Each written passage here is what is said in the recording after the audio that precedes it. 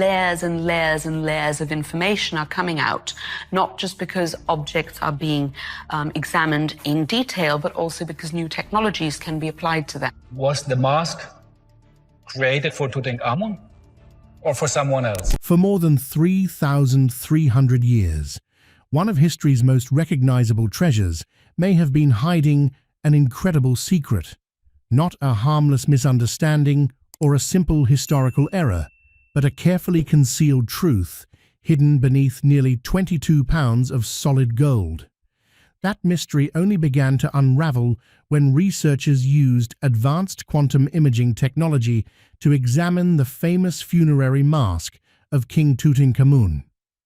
What they found wasn't supposed to be there, a name concealed beneath the surface, and it wasn't the name of Egypt's young pharaoh. It appeared to belong to a queen whose existence seemed to disappear from history. Before we uncover this incredible mystery, make sure to subscribe to the channel and turn on notifications so you never miss our latest videos exploring history's greatest mysteries, hidden discoveries, and ancient secrets. Here's where things get interesting. The story you're about to hear hasn't yet become part of the official historical narrative. The research is still being tested, challenged, and debated by experts, many of whom have spent decades defending the traditional explanation. But the evidence is now impossible to ignore. Once you see what modern technology has revealed, it's difficult to look at the mask the same way again. The legendary artifact displayed in museums, printed on countless books, posters, and souvenirs, may never have been created for Tutankhamun at all. Instead, it may have been repurposed from another royal burial, and the clues had been sitting in plain sight for generations. We simply lacked the technology to recognize the masterpiece that captivated the world. November 1922. Deep inside Egypt's Valley of the Kings, British archaeologist Howard Carter carefully chipped a small opening through the sealed entrance of an untouched tomb. Holding up a candle with trembling hands, he peered into the darkness. When asked if he could see anything, he delivered the famous reply that would echo through history. Yes, wonderful things. Beyond that doorway lay one of the greatest archaeological discoveries ever made. Golden chariots, magnificent thrones covered in jewels, beautifully painted statues standing silently after thousands of years. But hidden inside 3 nested coffins rested the object that would become the ultimate symbol of ancient Egypt, the breathtaking golden death mask. Take a moment to picture it. The mask weighs over 22 pounds of solid gold. It is decorated with brilliant lapis lazuli, turquoise, colored glass, and features eyes crafted from obsidian and quartz that seem almost alive. To the ancient Egyptians, gold was not simply valuable, it represented the flesh of the gods themselves. This mask was never intended as decoration. It served a sacred purpose, helping the pharaoh's soul recognize its body in the afterlife. Without it, they believed the king's spirit could wander forever, unable to complete its journey. Across the back of the mask, craftsmen engraved powerful passages from the Book of the Dead, sacred words intended to protect the ruler during his passage into eternity. For over a century, historians celebrated this masterpiece as the perfect funerary mask created exclusively for the young Pharaoh Tutankhamun, who died at only 19 years old. But from the very beginning, certain details troubled researchers. The strangest part, the evidence wasn't hidden. It had always been visible. Most people simply overlooked it because accepting those clues would mean questioning everything we thought we knew. The mystery of the 70 days. Now consider something that has puzzled Egyptologists for decades. Tutankhamun's death appears to have been sudden, likely caused by complications following a severe leg injury.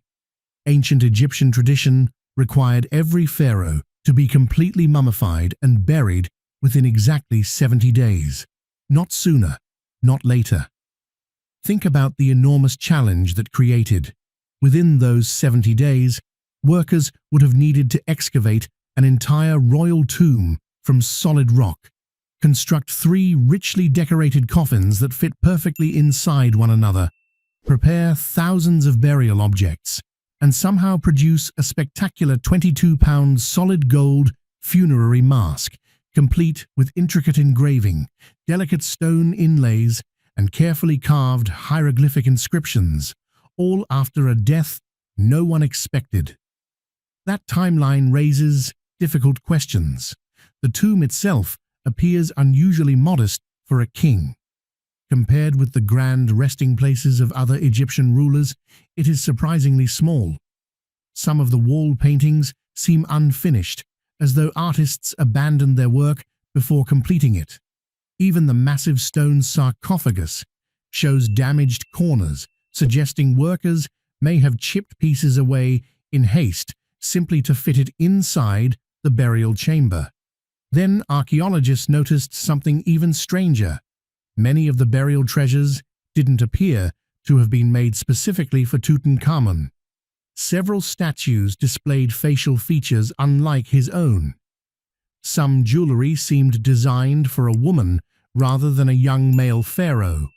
Other coffins contained names that had clearly been erased before new inscriptions were hastily carved over them. Eventually, researchers turned their attention back to the famous golden mask itself. This time, they examined every tiny detail. One feature immediately stood out. The ears were pierced. In ancient Egypt, pierced ears on royal funerary masks were generally associated with women and young children, not with an adult male pharaoh. And that small detail would become the first piece of a much larger mystery. For many historians, one detail refused to make sense. An adult male pharaoh's sacred funerary mask was not normally expected to feature pierced ears, yet Tutankhamun's mask clearly does. The earlobes, each slightly different in shape, were carefully pierced for earrings, a feature far more commonly associated with women and young children. To some researchers, this seemed to contradict long-held traditions surrounding Egyptian kingship and the journey into the afterlife. But the ears weren't the only mystery.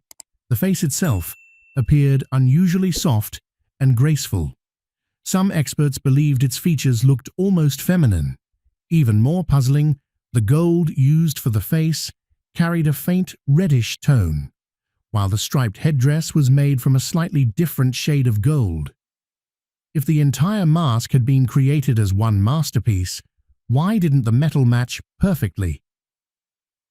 Those unusual details gave rise to a remarkable theory. What if Tutankhamun's death came so suddenly that no royal burial mask had been prepared for him? What if the priests, racing against the strict 70-day burial deadline, reused an existing royal mask, making only minor alterations before placing it over the young king's mummy? That possibility sparked one question that would challenge Egyptologists for decades. Who was the mask originally made for? Again and again, researchers arrived at the same name: Nefertiti. Her image is one of the most famous from the ancient world, the elegant queen with the long neck, striking blue crown, and mysterious smile. She was the wife of the revolutionary pharaoh Akhenaten and the stepmother of Tutankhamun. After Akhenaten's death, some historians believe Nefertiti may have done something unprecedented. She could have ruled Egypt herself as pharaoh under a different royal name. Then, almost without explanation, she vanished. Her burial place has never been conclusively identified. Her mummy has never been confirmed. It is as if one of Egypt's most powerful women simply disappeared from history. That possibility made many scholars uneasy. If Nefertiti died before Tutankhamun, if her own burial mask had already been completed, and if Tutankhamun's unexpected death left almost no time to create another, then suddenly everything seemed to fit. The pierced ears, the delicate facial features, the signs of hurried alterations. The entire puzzle appeared to make sense. There was only one problem. There was no practical way to prove it.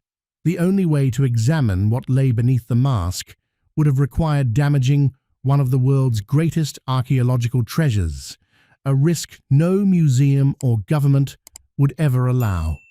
As a result, the Nefertiti theory remained exactly that, an intriguing hypothesis discussed quietly among specialists, debated at conferences, and repeatedly dismissed for lack of conclusive evidence. Then, in 2014, an unexpected accident changed the conversation forever. The accident that changed everything. The incident quickly became international news. While the famous mask was being cleaned at the Egyptian Museum in Cairo, it was accidentally knocked, causing its long ceremonial beard, the symbol of divine kingship, to break away from the chin. Unfortunately, the response made the situation even worse. Instead of waiting for professional conservators, museum staff reportedly rushed to repair the damage themselves.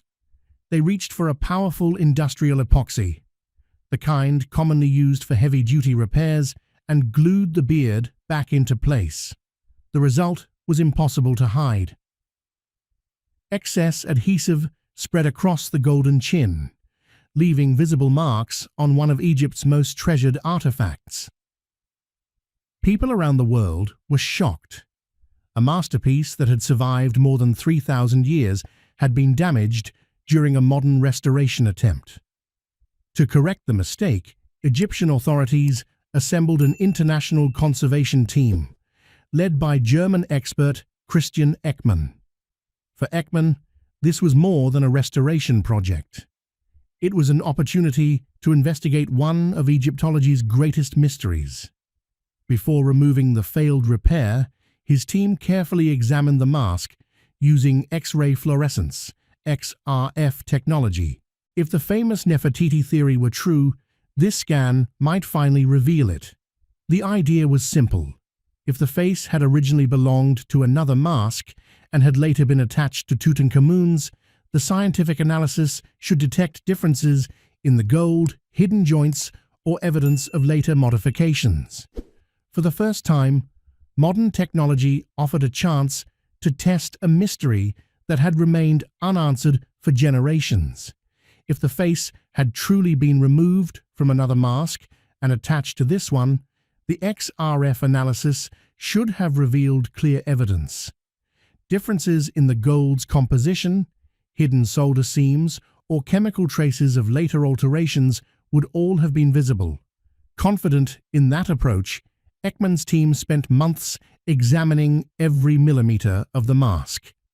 At first, the findings appeared decisive. The gold used for the face closely matched the gold of the headdress. The hieroglyphs spelling Tutankhamun's name showed no obvious signs of having been carved over an earlier inscription. Even the fragile glass inlays surrounding the eyes remained perfectly preserved. Had the face been removed and reattached with intense heat, those delicate decorations would almost certainly have cracked. To many experts, the evidence seemed conclusive. The Nefertiti hypothesis appeared finished. The mask was declared to have been made for Tutankhamun from the beginning. After completing the investigation, Ekman's team carefully removed the modern epoxy, restored the damaged beard using traditional beeswax, just as ancient Egyptian craftsmen are believed to have done, and returned the priceless treasure to public display. Although additional restoration was later required after photographs revealed visible glue around the chin, the official history remained unchanged. But not everyone was convinced. A small number of scientists believed the earlier investigation had overlooked one crucial limitation. They argued that X-ray fluorescence could identify density, detect cracks, and reveal solder joints, but it could not uncover every kind of ancient modification. What if the craftsman had deliberately used gold taken from the very same source when sealing the pierced ears? What if they had carefully flattened the original royal inscription before engraving a new name over it?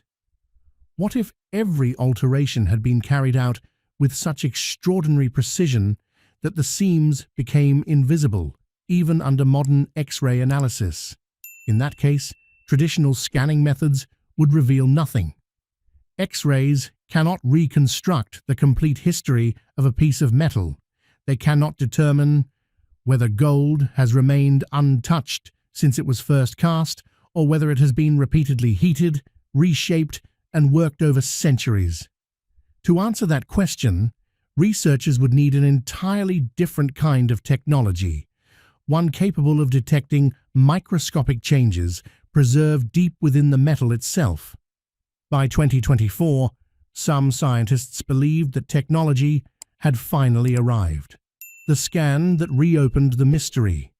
According to the story, Dr. Helena Voss, a materials physicist at the Max Planck Institute in Munich, specialized in an emerging technique known as quantum resonance imaging. The technology was said to be so advanced that very few laboratories had access to it. In late 2024, her research team reportedly received permission from Egypt's Ministry of Antiquities to perform a completely non-invasive examination of Tutankhamun's mask.